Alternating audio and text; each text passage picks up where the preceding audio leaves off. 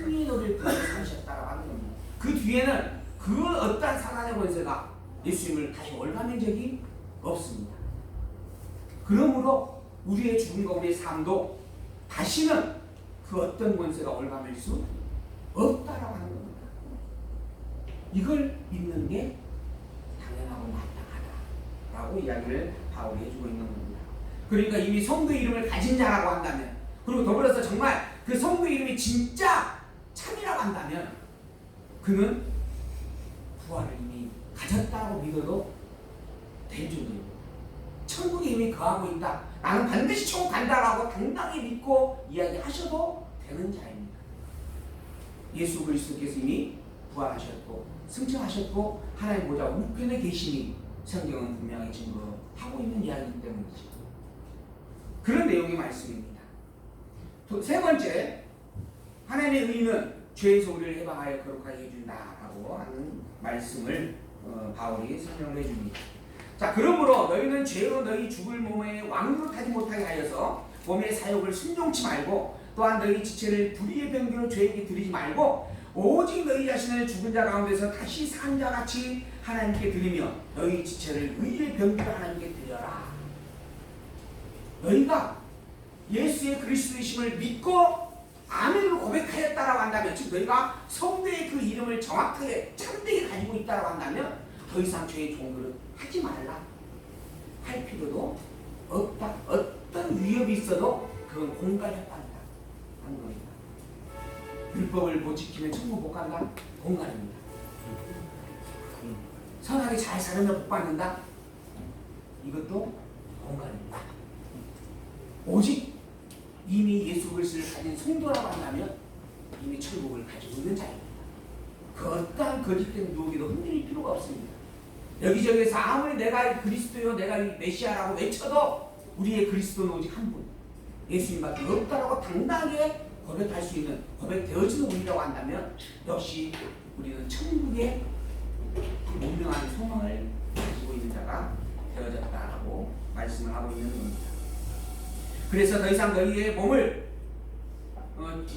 죄로 너희 죽을 몸을 왕노릇하게 하지 못하게 하라.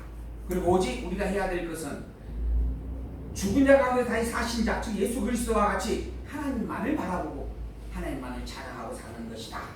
죄가 너희를 주관치 못하리니 이는 너희가 법 아래 있지 아니하고 이미 은혜 안에 있기 때문이다. 우리는 이미 성도라고 하는 존재는 율법의 억압을 받는 존재가 아니다라고 하는 겁니다. 더불어 죄에 매여 있을 존재도 아니다라고 하는 겁니다. 이미 죄의 요구의 값을 다 지불한, 그래서 해방되어진 자다라고 하는 겁니다. 우리는 천국에 속한 자다라고 하는 것입니다.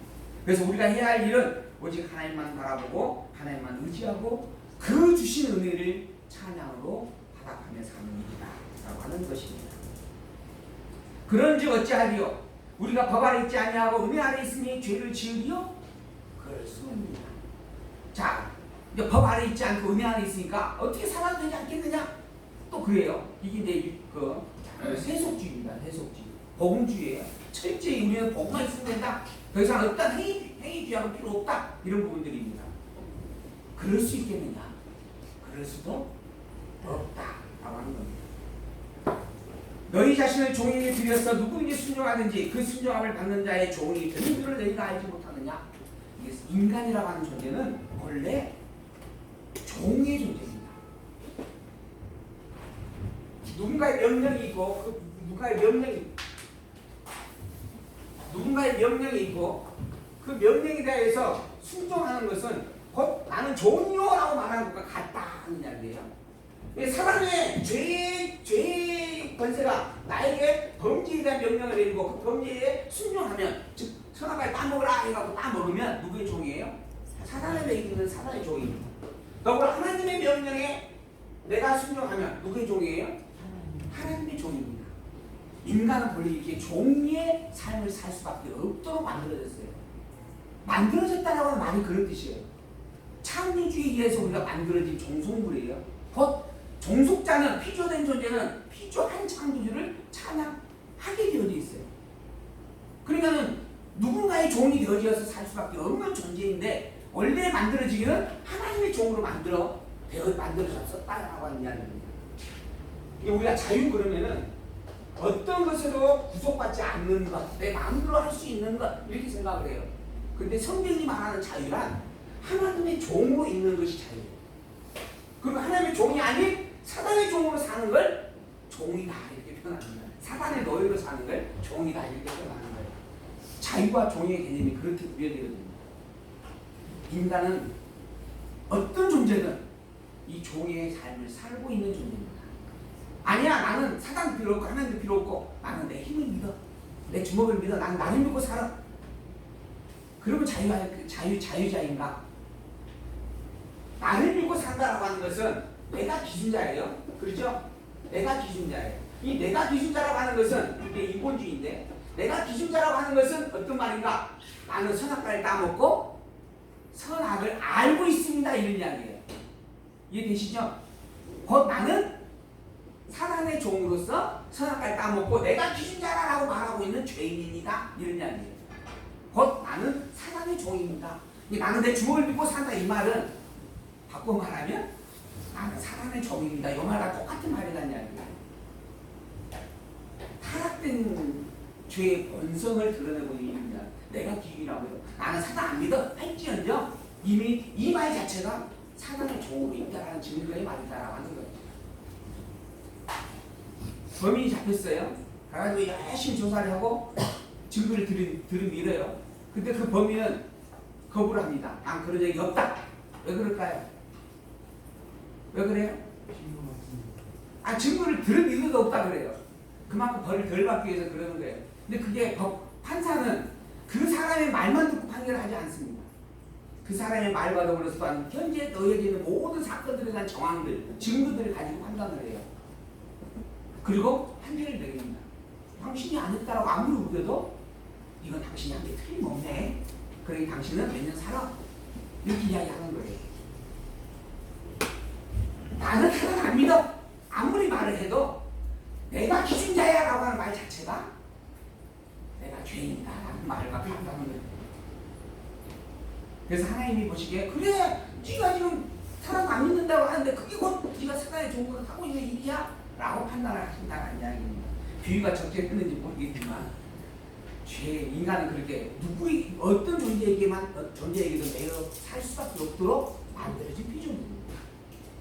그러다 보니까 인간이 원래 하나님을 섬겨야 될 존재가 하나님을 잊어버리니까 다른 존재를 자꾸 하나님 자리에 갖다 놓는 거예요. 이걸 하나님이라고 믿고 살자. 그럴 수밖에 없는 속성, 즉 종교성을 인간이 가지고 있는 겁니다. 그런데 그게 다 죄의 모습입니다. 그걸 하나님은 우상이다라고 이야기를 분명하게 하고 있다라고 하는 겁니다.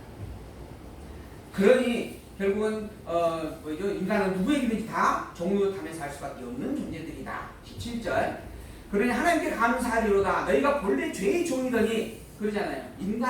우리도 원래는 죄의 종이었어요. 근데 너희에게 전하여 준 바 교훈의 본을 마음으로 순종하여 죄에게서 해방되어 의에게 종이 되었느니라. 복음으로 말미암아 죄의 종이었던 우리가 하나님의 종으로 바뀌었다 하는 겁니다. 바꿔 말하면 죄의 종에서 놓여졌어요. 그 죄의 종에서 놓여졌으니까 뭐예요? 자유예요. 그래서 자유자라는 겁니다. 대신 자유자란 바꿔 말하면 하나님의 종이 완벽하게 되어져가는 존재죠. 그러니까 하나님께서 보면 종이고 하나님의 섭리하고는 섭리의 과정에서 보면 자유자가 됩니다. 근데 그 자유자라는 말을 또 오해해가지고 아무리 그냥 살아도 된다? 하나님의 종으로 철저히 순종하며 사는 게 진짜 참 자유자입니다. 그런 의미의 내용이에요. 그래서 하나님께 감사한다. 본래 죄의 종이었다가 너희가 이제 의의 종이 되어졌다. 너희 육신이 연약함으로 내가 사람의 예도로 말한다. 너희가 알아들을 수 있는 말로 내가 쉽게 설명을 해주겠다 하면서 전에 너희가 너희 지체를 부정과 불법에 들여서 불법에 이른 것 같이 이제는 너희 지체를 의에게 종으로 들여 거룩함에 이르라. 이르라는 명령이에요. 명령. 이렇게 해라라고 하는 행위 요구예요. 근데 이 표현에 대해서 바울이 뭐라고 전제하냐면 사람의 예대로 내가 표현하는 것이다 라고 이야기해요. 이게 너희들이 인간의 개념에서 알아들을 수 있는 말로 이야기한다면 이거 해라, 이거 하면 안 된다 이렇게 말할 수밖에 없다 이런 이야기입니다. 이건 인간에게 있어서 표현되어지는 부분으로서의 행위적 요구입니다. 근데 더불어 그게 하나님으로 말미암아 바라보면 마땅히 그 일을 할 수밖에 없는 존재임을 아느냐 이런 뜻이에요. 그러니까 교회에서 이거 하십시오 라고 하는 말이 여기에 있거든요. 그걸 무조건 행위용으로 보시면 안 됩니다. 또 행위를 강조하고 계시구나 이렇게 보시면 안 돼요.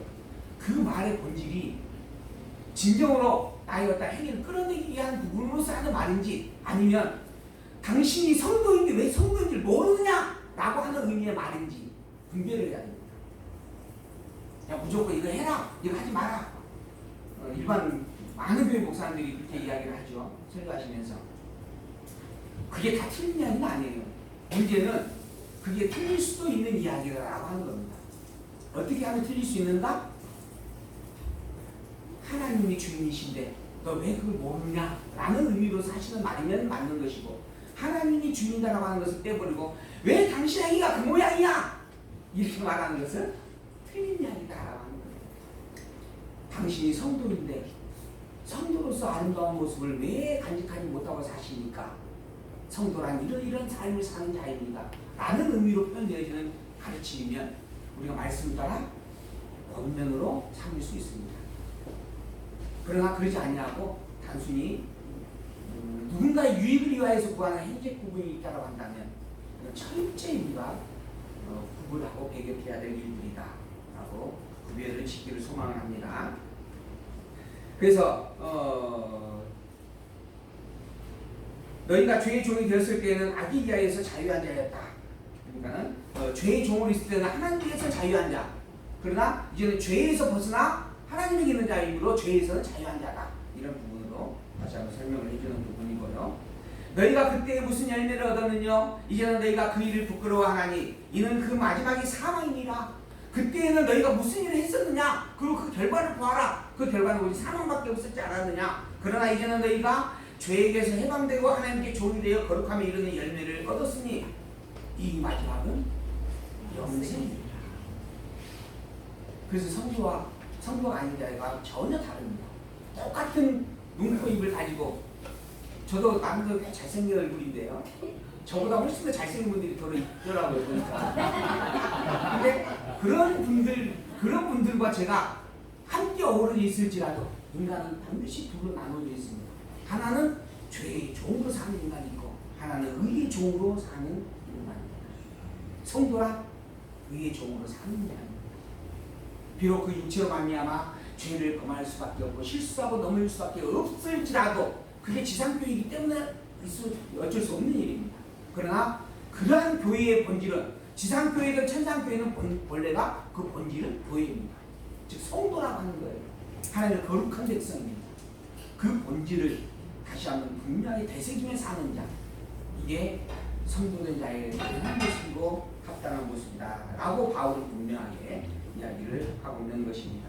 죄를 지을 때는 하나님 앞에 하나님의 말씀을 떨어져 있는 자이지만 이제는 죄를 떠난 너희이기 때문에 죄에게 오히려 자유하여 있다라고 설명을 해주는 것이죠. 그런 존재로서 자유한 참 복음을 가지고 있는 너희가 성도다라고 선포를 해주고 난 다음에 율법이라고 하는 것은 죽이는 법인데 너희는 죽이는 법에서 벗어난 자다. 즉 이제는 살아있는 영생의 생명을 가지고 있는 자다라고 말씀을 해주는 내용 7장 1절에서 13절까지의 말씀입니다. 조금 더 읽어볼까요? 형제들아 내가 거부하는 자들에게 말하노니 너희는 율법이 사람의 살 동안만 그를 주관하는 줄 알지 못하느냐? 남편이 있는 여인이 그 남편 성계에는 법으로 그에게 매인받으나 만약 그 남편이 죽으면 남편의 법에서 벗어난다. 이게 법의 가장 기본적인 원리입니다. 법이 있고 법에게 매여 있을 때가 있다가 법이 없어지면 법의 조정을 받지 않는 부분이 된다라고 하는 거예요. 근데 우리가 죄의 종으로 매여 있다가 예수 그리스도 말미암아 사망을 값을 지불하고 자유자가 되어졌어요. 그러니 더 이상 율법에 매여 있을 필요가 없는 존재다. 율법이 그 어떤 요구도 우리에게 할 권한도 없고 권한이 없는데 자꾸 율법이 행위를 지키라고 요구를 해요. 이건 뭐다? 공갈협박이다 하는 겁니다. 그럴 필요가 없다. 그 남편이 죽으면 남편에게 벗어나는 것이 당연하지 않느냐? 그러므로 만일 그 남편 생전에 다른 남자에게 가면 음부예요. 이건 법을 어기고 범죄하는 겁니다. 그러나 남편이 죽고 난 다음에는 다른 남자에게 재혼을 해도 합법이에요. 정당하라고 하는 거죠. 이게 일반적인 법의 내용이다라고 하는 겁니다. 그러므로 내 형제들아 너희도 그리스도의 몸으로 말미암아 율법에 대하여 죽임을 당하였으니 이는 다른 이 곧 죽은 자 가운데 살아나신 이에게 가서 우리로 하나님을 위하여 열매를 맺게 하려 합니다. 우리는 이미 율법에는 죽은 자다. 그래서 자유함을 얻은 자다. 그렇게 하신 이유가 뭔가? 하나님을 향하여 의로운 열매를 맺게 하기 위해서 그렇게 우리를 보내주시는 것이다. 우리는 이제 하나님에 속한 자이고 우리가 행할 것은 하나님을 향한 선한 열매다. 죄의 법에 얽매이는 악을 선행하는 것이 아니고 하나님의 선의 열매를 맺는 것이다. 우리가 육신에 있을 때는 율법으로 말미암는 죄의 정욕이 우리 지체 중에서 역사하여 우리를 사망에 의하여 열매를 맺게 했었지만 이제는 우리가 얽매였던 것에 대하여 죽었으므로 율법에서 벗어났다. 이러므로 우리의 영의 새로운 것으로 섬길 것이다. 우리가 영의 새로운 것으로 섬기게 된다. 우리의 삶은, 즉 성도의 삶은 하나님을 섬기는 삶이어야 마땅하다. 의문의 모든 것으로 하지 아니하는 것이다. 그런데도 끊임없이 율법을 가지고 행위를 강조하고 그것을 지키라고 요구하는 이들이 너희 앞에 있다. 이건 다 잘못된 것이다. 거짓 복음이다. 라고 이야기하는 겁니다. 그런데 우리가 무슨 말 하리요? 율법이 죄냐? 그럴 수도 없느냐. 그럼 율법이 잘못된 거 아닙니까? 아니다. 율법으로 말미암지 않고는 내가 죄를 알지 못하였다. 이야기하죠. 율법을 주셨어요. 왜 주었는가? 죄를 알게 하려고 준 겁니다. 율법이 잘못된 것인가? 율법은 그렇지 않습니다. 율법은 선한 것이다. 율법이 탐내지 말라 아니하였으면 내가 탐심을 알지도 못하였으리라. 그러나 죄가 기회를 타서 계명으로 말미암아 내 속에서 가장 탐심을 이루었나니 이는 법이 없으면 죄가 죽은 것이기 때문이다. 이 법이 없다고 해서 죄가 지 마음대로 관장하는 거예요. 그래서 나 율법이 딱 오므로 말미암아 이것이 죄였구나라고 명백하게 드러내 주었다. 그런 용도가 바로 율법이었다. 그래서 율법은 죄를 드러내는 것이다. 전에 법을 깨닫지 못했을 때에는 내가 살았었어요. 죄를 막 지으면서도 내가 무슨 일을 지었어? 이건 죄가 아니야? 라고 이야기했다는 거예요. 그러나 계명의 이름에 죄는 살아났고 나는 죽었다. 내가 계명을 들이댔더니 내가 행하고 있는 모든 것들이 다 죄였다. 그래서 내가 사망할 수밖에 없는 자였음을 확인할 수밖에 없었다. 생명에 이르게 할 계명이 내게 대하여 오히려 도리어 사망에 이르게 하는 것이 되어버렸다. 이 율법은 원래 생명을 이르게 하는 하나님의 말씀이었어요. 말씀이에요. 이 율법을 온전히 다 지키면 하나님을 향한 구원이 이루어질 수 있는 겁니다. 그런데 아까 말씀드린 것처럼 율법은 그 누구도 다 온전히 지킬 자가 없었다 하는 이야기의 내용하고 같은 맥락의 말씀입니다. 그래서 오히려 율법을 통하여서는 우리가 죄가 무엇인지 알게 되어졌고 사망이 무엇인지를 깨닫게 되어졌다 하는 그러한 내용의 말씀이죠. 그리고 12절 이로 보건대 율법도 거룩하며 계명도 거룩하며 의롭고 선하다. 그런즉 선한 것이 내게 사망이 되었느냐? 그럴 수도 없다. 오직 죄가 죄로 드러나기 위하여 선한 그것으로 말미암아 나를 죽게 만들었다. 이것이 율법이었다. 죄가 죄로 드러나기 위하여 주신 것. 또한 더불어 나를 죽게 만들기 위하여 주신 것. 이게 율법이었다. 이는 계명으로 말미암아 죄로 심히 죄되게 하여 합니다. 이 죄가 죄인 것을 너무 명백하게 밝혀주기 위하여 주신 게 율법이었다. 그 율법의 굴레에서 우리는 자유함을 얻은 자이다. 그러나 아직 우리는 육의 소욕을 가지고 있다. 우리는 이미 성령의 소욕으로 말미암아 자유함을 가졌지만 성도라고 하는 이름을 가졌지만 안타깝게도 육체의 몸을 벗어나지 못하였다.